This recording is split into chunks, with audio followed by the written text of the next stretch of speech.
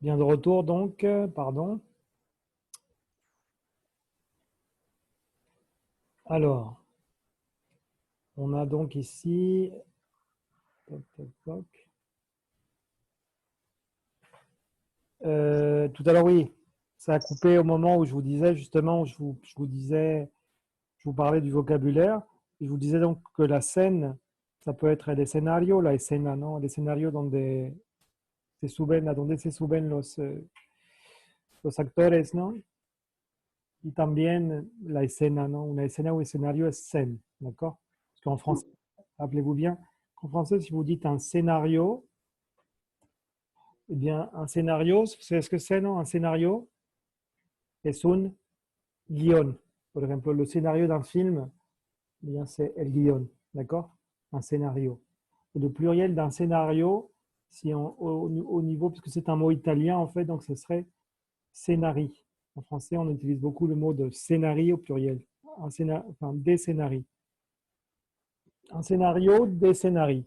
Parce que ici, comme vous savez que en italien, tout ce qui finit par O, c'est masculin singulier. Pour le transformer au pluriel, eh bien, on remplace le O par un I pour avoir le pluriel. Donc, ça serait. ¿Y ese que dijiste que significaba? Perdón. Un scénario es un guion. Un guión, ok. Par exemple, le scénario d'un film. Ouais. Alors que si vous parlez de el escenario, vous allez devoir parler de la scène. D'accord? Et la scène, donc, c'est un concept féminin singulier. C'est comme le même mot pour dire la escena de una película, non? La scène d'un film et l'acteur monte sur scène pour jouer une pièce de théâtre. D'accord? D'accord. Alors, on a aussi, pour finir avec le vocabulaire, n'est-ce pas? On a aussi le verbe applaudir. Que Brenda está esperando acceso, por favor. Pardon? Brenda está esperando acceso. Pardon. Et il résout, je vais. Parce que parfois, c'est bizarre, parfois l'application me prévient, en fait, comme ça, mais ça cligne comme ça en me disant attention, il y a quelqu'un qui veut rentrer, mais parfois ça me signale rien. Et comme là, je vois le document Word, je vois plus l'application en fait, donc voilà. Mais c'est bon, je viens d'envoyer le message, je viens d'accepter, pardon. Alors on a ici donc applaudir, d'accord? Le verbe applaudir aussi. Vous avez tout à l'heure parlé des concerts, donc on pourrait dire aussi l'expression, le verbe donner un concert. Un artiste va dire je vais donner un concert à Hermosillo, à Paris, je ne sais pas, enfin, donner un concert. L'artiste aussi va entrer donc, sur scène. D'accord? Et puis vous avez l'expression, pardon, entrer sur scène. Vous avez aussi l'expression, donc, jouer un rôle. Hein. D'accord? Ça va? Alors ici, en ce qui concerne le vocabulaire, n'oubliez pas un scénario, donc, c'est el guion. Des scénarii, ce serait unos guiones, d'accord? Alors ici, par rapport au vocabulaire de l'art, donc, ici, je vous ai mis un petit message pour renforcer le vocabulaire sur l'art. Donc, vous pouvez faire les exercices 14 et 15 de la page 98 et l'exercice 16 de la page 99 sur le cahier d'activité. D'accord? OK? Oui? Oui. Parfait. Bon, écoutez, alors, on a fini donc par rapport ici sur le thème de la compréhension, le thème du vocabulaire, du lexique, on a vu tout ça. On va passer maintenant, si vous voulez, à la partie grammaticale. La partie grammaticale, ici, vous avez donc différents points, différentes phrases, et on va travailler, comme d'habitude, un nouveau thème. D'accord? Un nouveau thème. Le nouveau thème, donc ici, on va voir l'activité 8. Vous dites observez ces phrases et écoutez à nouveau. Si vous voulez, avant de lire les phrases, je vous invite donc à écouter une nouvelle fois pour vous rafraîchir un peu la mémoire, le document. D'accord? Je vais partager avec vous une nouvelle fois donc le document, l'enregistrement. Je vais donc vous le faire écouter une nouvelle fois, on va le réécouter, et puis ensuite on verra les phrases. C'est parti donc pour la dernière écoute du document ici sur les arts dans la rue. Unité 9. Réagir. Activités 4, 5, 6 et 8. Page culture maintenant, avec un événement exceptionnel à Marseille. Dans le cadre du festival La folle histoire des arts de la rue, la compagnie Générique Vapeur a créé un quartier utopique où l'on pourra évoluer différemment dans un espace urbain en utilisant l'art pour rendre plus belle la vie des Marseillais.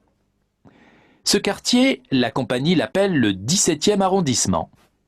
Une cité faite de containers mêlera la vie quotidienne et l'expression artistique pour mettre en perspective notre rapport à la ville et à la vie de nos quartiers.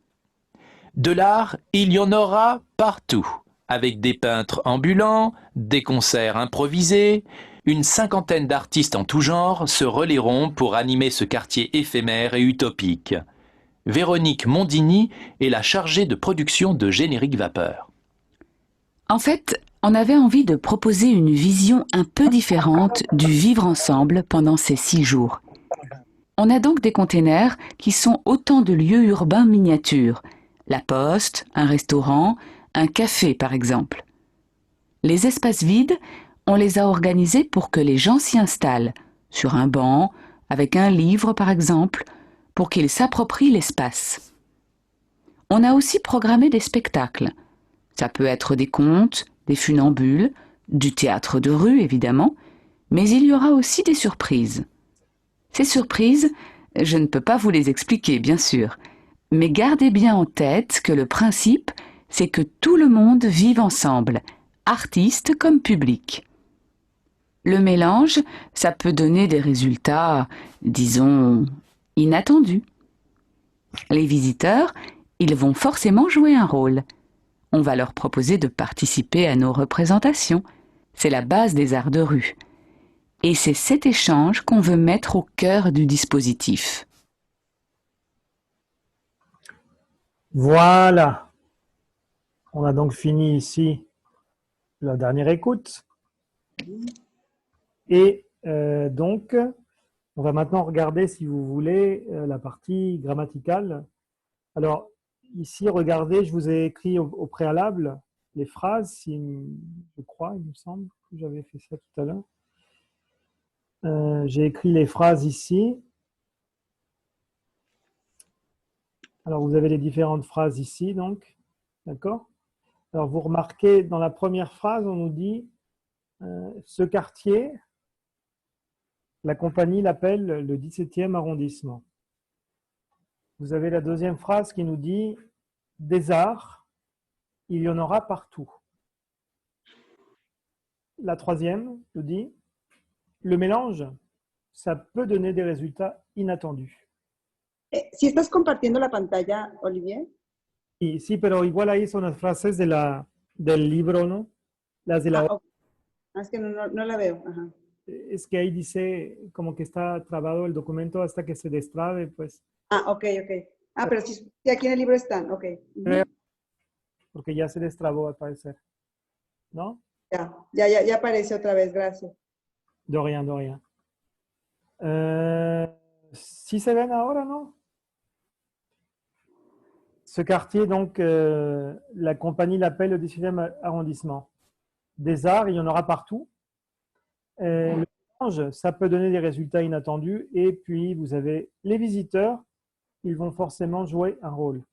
D'accord? Bien. Alors ici, on a, regardez bien, on vous dit retrouver la forme simple de ces phrases. Vous avez l'exemple ici, de la première. Ce quartier, la compagnie l'appelle le 17e arrondissement. Quelle est la forme simple de cette phrase? Simplement, la compagnie appelle ce quartier le 17e arrondissement. Alors, quelle est la forme simple maintenant de la deuxième phrase? Donnez la forme simple de la deuxième phrase. Il y en aura des arts partout. Non. En aura. Alors, vas-y. No, sería il Il y a des arbres. Il y a, Il y aura des arbres partout. voilà, ce serait ça. Effectivement, pardon. Hop.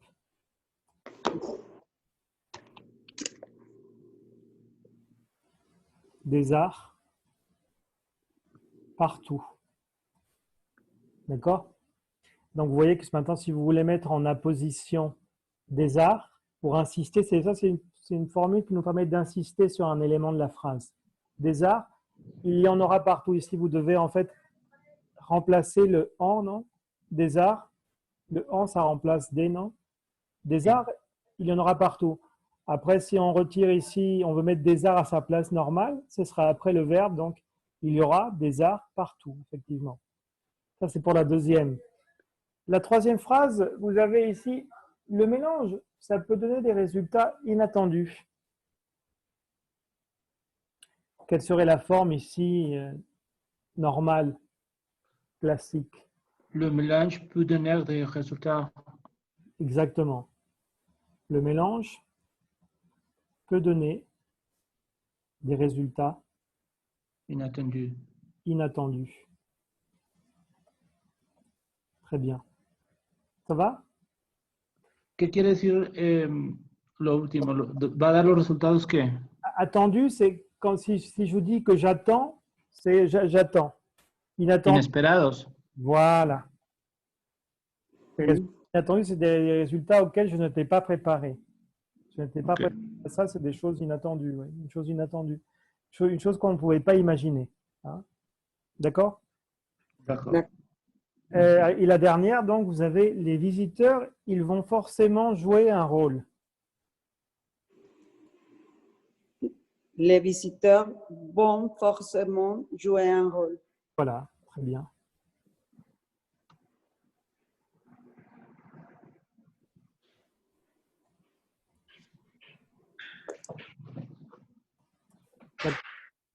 Alors, pourquoi faire ça? En fait, vous remarquez qu'en général, la position, qu'est-ce qu'on a? Quel est le trait caractéristique? C'est que vous avez par exemple l'élément, vous voyez ici par exemple ce quartier, c'est l'élément qui est mis en, comment vous dire, en relief, ¿no? O sea, como lo levantamos, le damos como luz, ¿no? Como que lo estamos alumbrando más, como que le estamos dando más peso, más fuerza, más importancia en la frase, ¿no? Estamos insistiendo. C'est ce qu'on appelle ça en français la mise en relief, la puesta en relieve, lo estamos así como importante en la frase, d'accord? Alors, en général, la mise en relief, ça se passe comme ça. L'élément que vous allez mettre en relief va être au début de la phrase et vous aurez une virgule. Mais on est plus ou moins la même chose d'ailleurs, non? Quand vous dites, no sé, estas colonias. Pero lo que hacen ustedes es que más que hacer eso, hacen pausas. Estas colonias son muy importantes para, o sea, hacen así pausa ustedes, ¿no? Nosotros, como estamos poniendo algo, después ya tenemos que decir, ¿cómo se llama? Poner, pues, ¿no? Pues la coma, ¿no? Así, con la coma, así, o sea, por ejemplo, ya ven que aquí, des arts, il y en aura partout. Aquí dirían artes, habrá por todos lados, pero aquí lo que pasa es que nosotros necesitamos poner el en, porque si no dicen il y aura partout, voy a preguntar qué, quoi, ¿no? Il y en aura partout. Par exemple, ici, on voit aussi les visiteurs,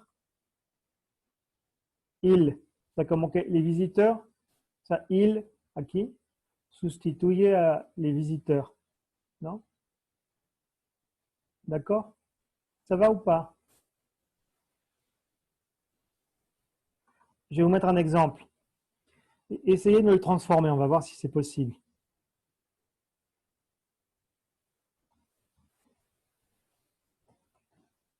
Vous voyez mon exemple? Il joue un rôle. Aquí no hay mise en Activo. Pero ahorita lo que quiero yo es que precisamente ustedes me digan, il joue un rôle, pero que el il sea el elemento fuerte que me van a poner en como más importante. ¿Cómo lo van a hacer el cambio para que il tenga un lugar más importante en la frase e insistir de esta manera en il? ¿Qué van a hacer? Propongan para que se vea más, con más peso en la frase. Recuerden siempre, se usa así el elemento, después de este elemento se usa una coma. Y ya se pone lo demás.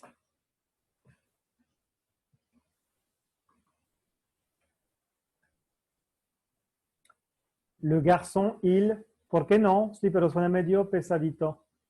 Hay una manera más normal. L'homme, No, se complican mucho ahí, la verdad. Juan, Que poniendo Juan o el nombre, no, bueno, puede ser. Pero aquí, total, o sea que pónganse en el contexto que yo no sé cómo se llama.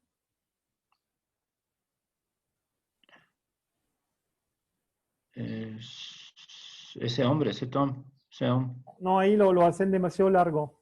Bueno, es opción, ¿no? Pero hay una opción más normal. Para precisamente lo que quiero yo que se vea. Ah, lo que puso Luis primero, Luis. Ah, sí, no lo había visto. Sí, es Luis, por supuesto. ¿Por qué es Luis? Porque ya ven que Luis, les dije siempre, es el él, pero sin verbo, pues.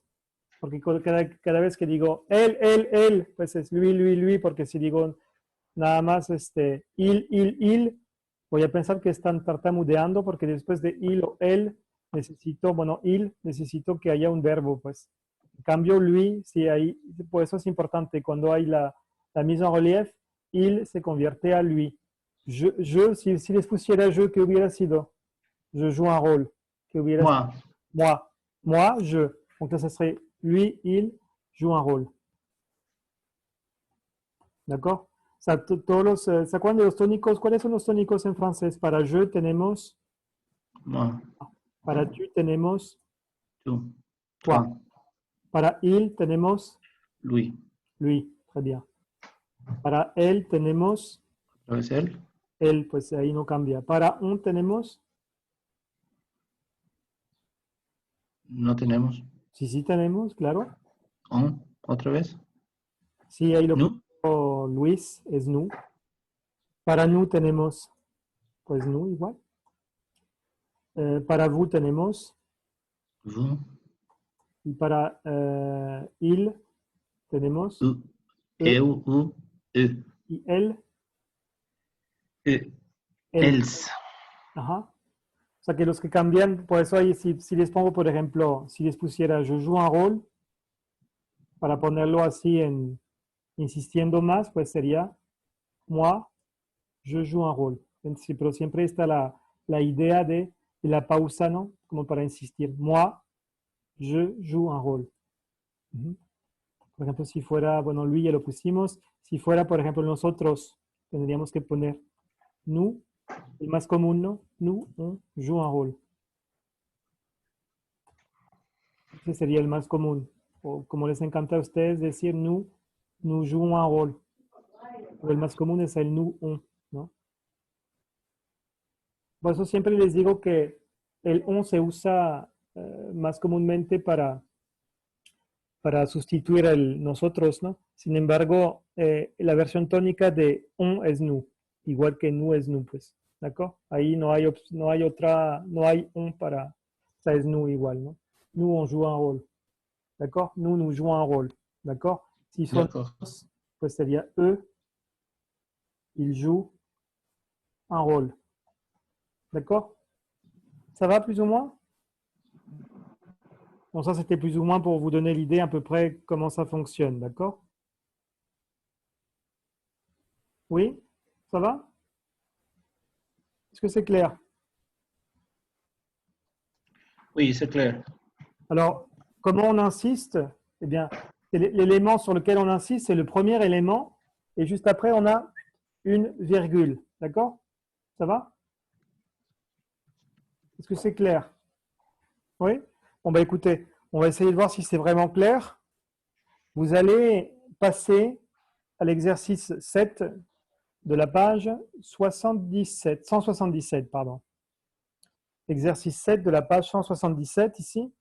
vous avez la mise en relief avec la position. Donc la position, c'est le fait d'isoler le mot qui est mis en relief avec une virgule. D'accord?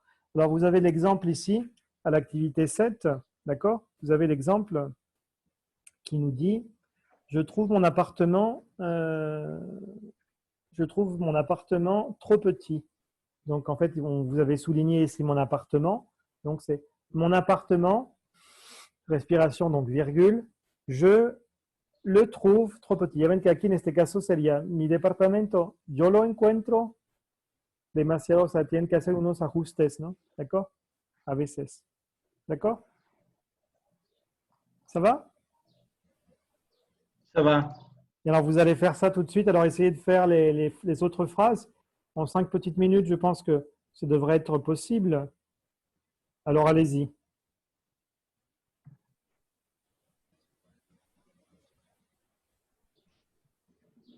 Faites les phrases.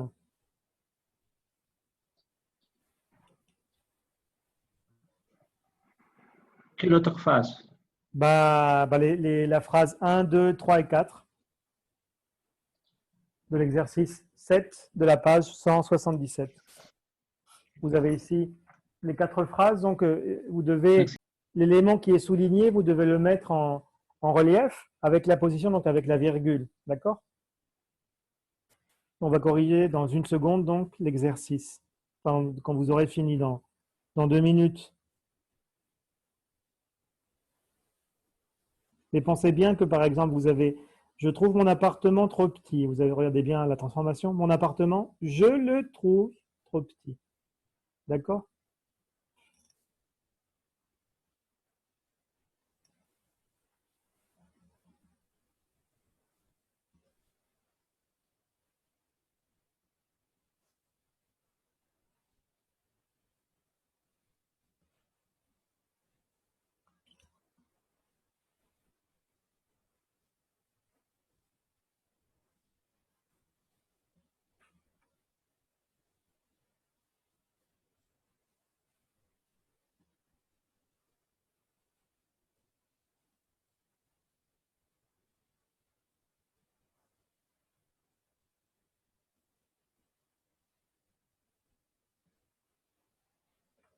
Ça y est, vous avez terminé?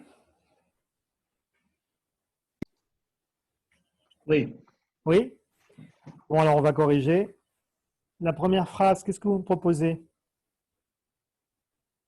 Ce festival, notre compagnie l'a organisé. Très bien. Ou sería, Ah, ce festival, oui, ce festival, donc virgule, hein, notre compagnie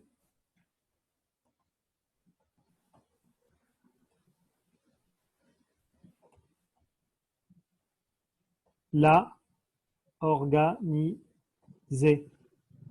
D'accord? Est-ce que ça va? ça va. C'est pas le thème, c'est pas très compliqué, non? Ça va plus ou moins, c'est un thème plus ou moins Je facile. ne complique pas. La deuxième phrase. Vous avez ici donc la deuxième phrase. Les acteurs, Mhm, les spectateurs les ont applaudi. mhm. Les spectateurs, oui. Comment vous écrivez applaudi? ¿Aplaudié? ¿Les aplaudieron? Non. ¿Cuál fue tu pregunta? Comment vous écrivez applaudi? DI. Tout le monde est d'accord? Non, très bien. Luis, pourquoi est-ce qu'il y a la lettre S? Porque son los plural.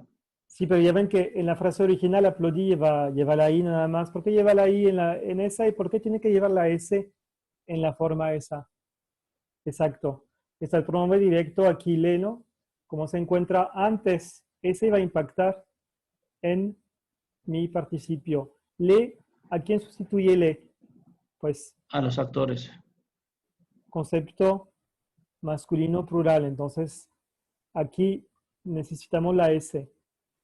Ajá. Ya ven que finalmente igual es como la combinación de todo el semestre, ¿no? Cada vez que tenemos el pronombre, eso lo vimos en la unidad 4 al terminar la unidad, la última unidad del nivel 3 y ahorita ya cerrando el ciclo, pues, ¿no? Estamos viendo igual, pues, todavía que este tema está ahí siempre, pues, como que estamos como conectando los temas entre ellos, ¿no?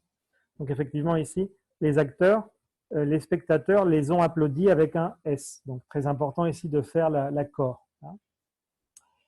La numéro 3, vous avez la phrase originale, c'est « Nous réservons des surprises au public ».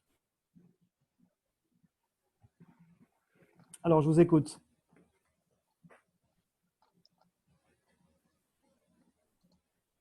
Comment va-t-on commencer notre phrase?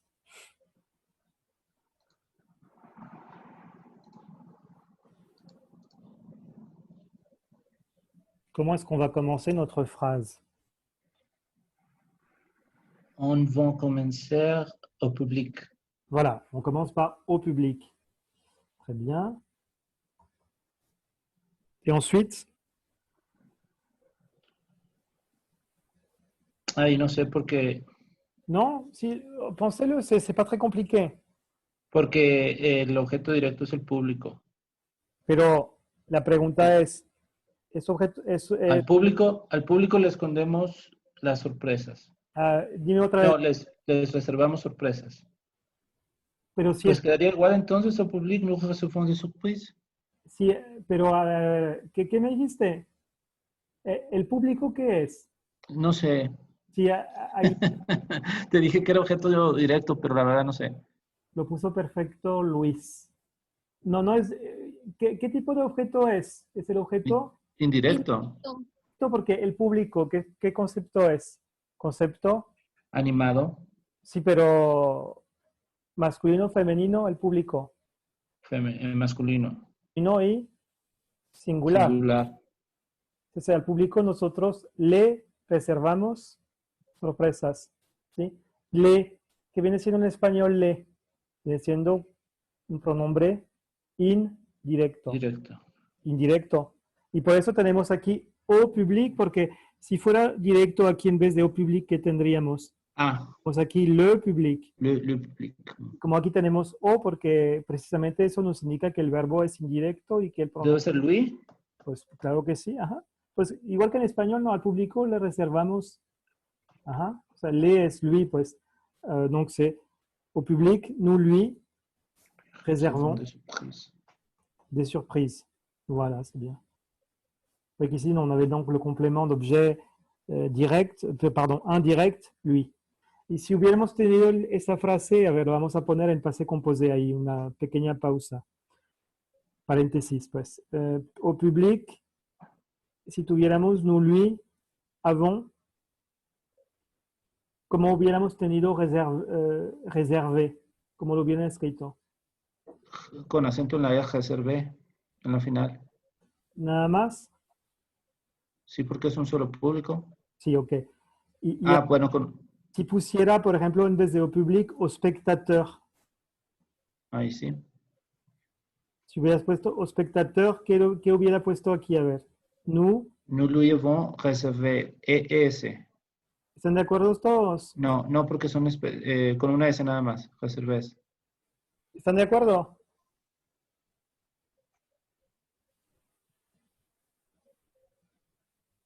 Leur, ok. Sí, es leur, sí. Es leur porque es plural, ¿no? Son ellos, ajá. ¿Y el participio? ¿Están de acuerdo con que le pongamos ese o no? Pues dijiste que no, que porque no es, sí, es lo contrario al caso 2. Y sí, recuerden, para que haya concordancia, accord, en el participio, necesito tener, ¿qué necesito tener? Necesito tener un complemento de objeto directo.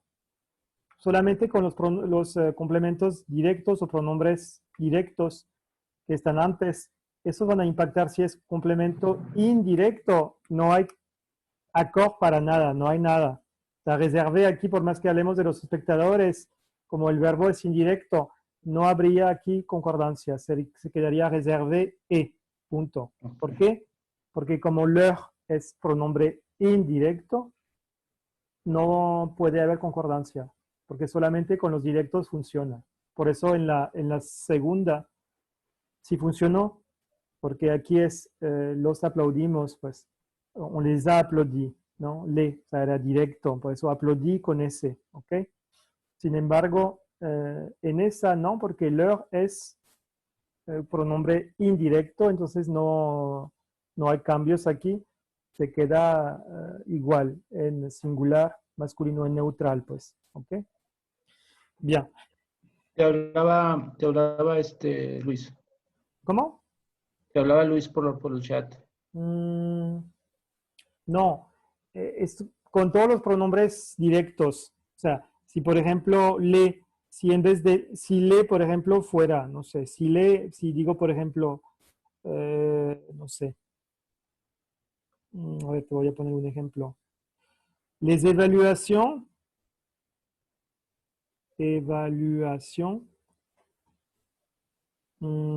il les a réussi.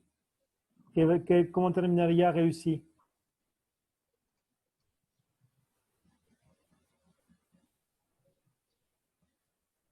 Reusíes. O sea, I, pero con la E femenina y la S. Ujú. Ok. Ahora, por ejemplo, si les pongo, a ver, Jean a quitté Aline. Jean a quitté Aline. La dejó, pues, ¿no? Jean-Louis Aquité. Oh, a ver. ¿Cómo va a ser? ¿Cómo lo dicen en español? Si quieren sustituir. La dejó. ¿Y la qué pronombre es? Ella. No, pero ¿qué pronombre es? ¿Directo o indirecto?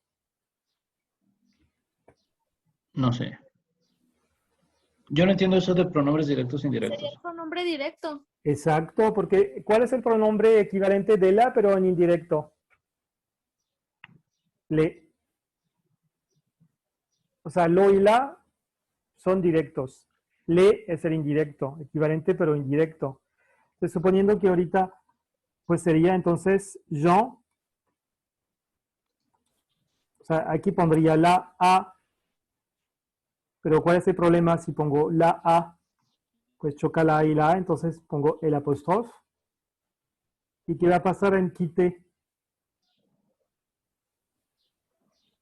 Pues como la, pues es mujer, Pongo una E. pongo una E, a ver, pongo una E. Ajá, pongo una E y ya. Ahora, suponiendo que ella está hablando, Aline está hablando y dice, por ejemplo, en discurso directo, ¿qué diría ella? Jean m'a quitté. ¿Cómo pondrían quitté?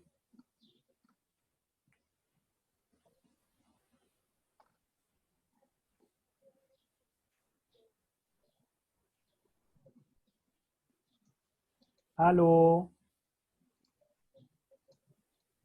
¿Cómo pondrían? ¿Puedes repetir la pregunta? ¿Cómo? ¿Puedes repetir la pregunta?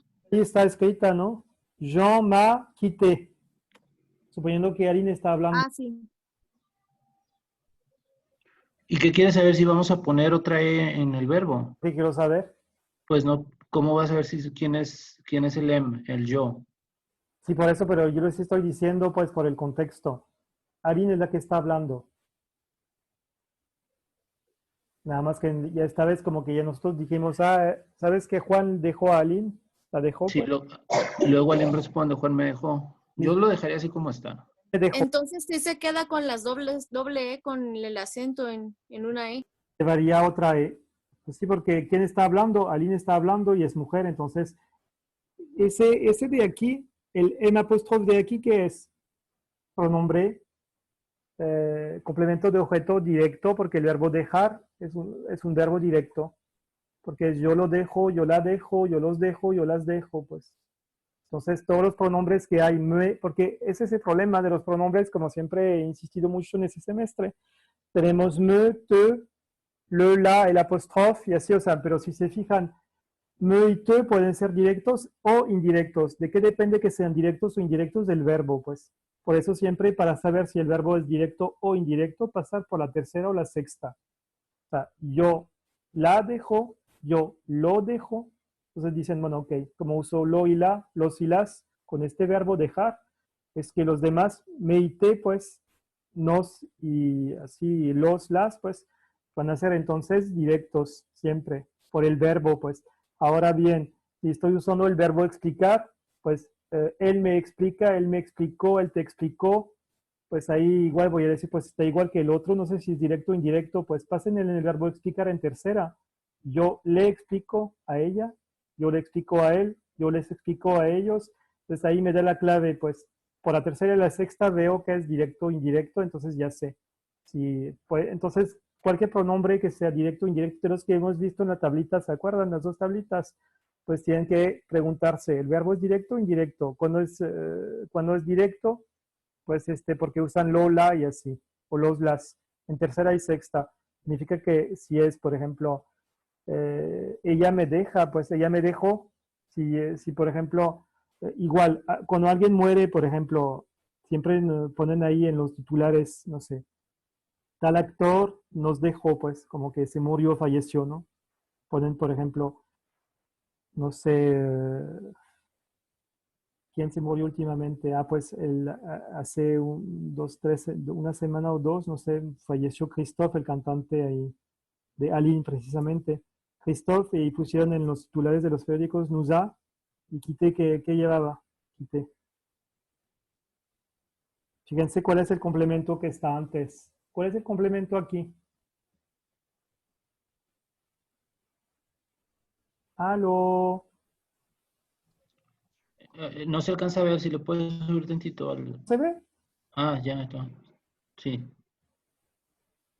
Christophe Nusa. nos dejó. Sí. Entonces, ¿cuál es el pronombre aquí? ¿No? Nu. Y el verbo, ya ves que nu igual puede ser directo o indirecto, entonces ¿cómo vas a saber si con dejar el verbo es directo o indirecto, si el pronombre es directo o indirecto? Pasando por la tercera y la sexta dirías, él lo dejó, él la dejó, entonces vas a decir, ok, si es un verbo directo, entonces quite que vaya a dar, entonces nu de aquí es un pronombre complemento de objeto directo. Nu que es, bueno, puede ser masculino o femenino singular, o plural, que digo. Pero aquí, suponiendo que a todos nosotros, franceses y francesas, pues ahí el masculino le gana al femenino, entonces, ¿cómo se escribiría nous a quitté? Pues, Y ¿sí? Más con ese. Así, con ese. Así. ¿D'accord? ¿Oui? Bueno, vamos a ver la última, la 4 de aquí. Era, nous visitons de superbes maisons. La 4, ¿no? ¿Qué me proponen aquí?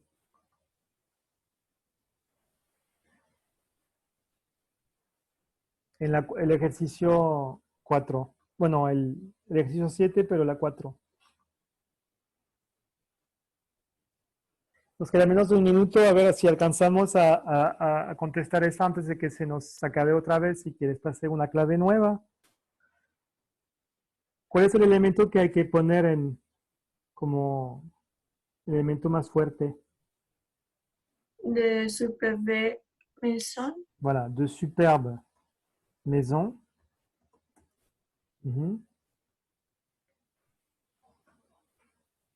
¿Qué pasa en mi mente cuando veo de? Un. Exacto, entonces ahí ahora pónganlo ahí y ya tenemos la Nous en visitons. Voilà. Nous en visitons. Très bien. Ya ven, ya tienen el reflejo del en con el de, ya se lo saben, pues, ¿no? D'accord? Effectivement, de superbes maisons, nous